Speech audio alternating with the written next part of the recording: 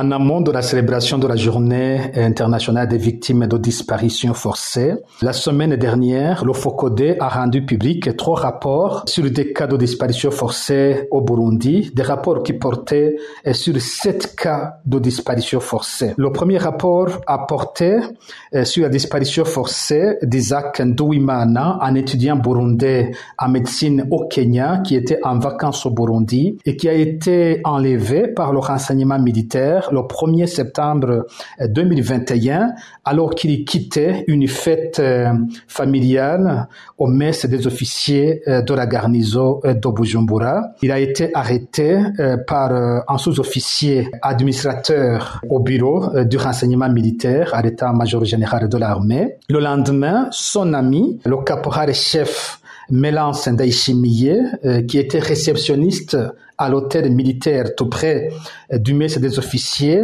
et qui avait assisté à l'enlèvement d'Isaac Nduwimana. Son Mélance Ndayishimiye a lui aussi été arrêté le 2 septembre 2021 dans le bureau du responsable de l'hôtel militaire. Il a été arrêté par un officier bien identifié du renseignement militaire. Le deuxième rapport a porté sur la disparition forcée de Selemani Niyonzima, un militant du parti MSD, arrêté à son service dans une pharmacie vétérinaire sise à la gare du nord de Bujumbura. Quelques temps après, son ami, Venant Kayobera alias Amadi, militant du parti CNL, a été enlevé à son service également au parking dit Kotebu, où il était rabatteur. Et les 2 jeunes hommes ont été emmenés par des agents du renseignement militaire que nous avons pu identifier dans nos enquêtes. Le troisième rapport a porté sur la disparition forcée de 3 personnes. D'abord, Charles Hamenyimana, un ancien militaire burundais à la retraite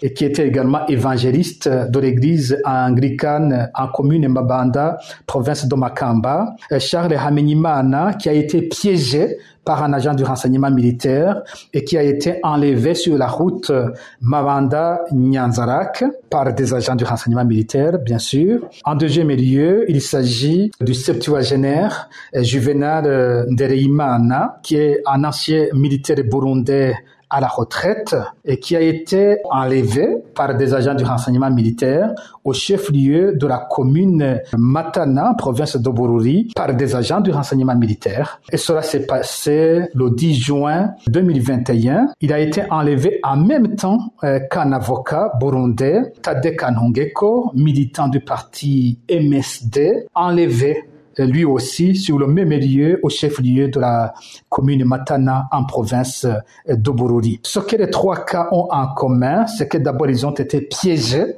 par des agents du renseignement militaire. Il s'agissait des militaires qui leur proposaient un rendez-vous pour des discussions sur des sujets différents.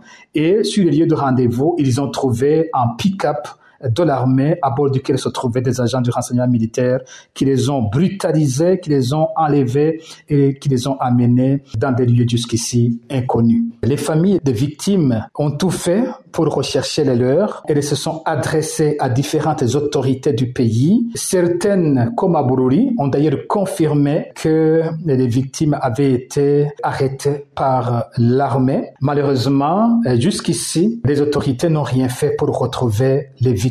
La Commission nationale indépendante a été saisie par les familles et a promis de mener des enquêtes et de recontacter les familles, mais 2 ans après, la commission reste muette sur tous ces cas. Encore une fois, l'appel que nous lançons aux autorités du Burundi, c'est de sortir de leur silence, c'est d'agir, c'est de dire où ils ont, où elles détiennent toutes ces victimes. Et en particulier, nous nous adressons au chef de l'armée burundaise, le général Prime Niyongabo, qui doit expliquer où l'armée est en train de détenir toutes ces personnes.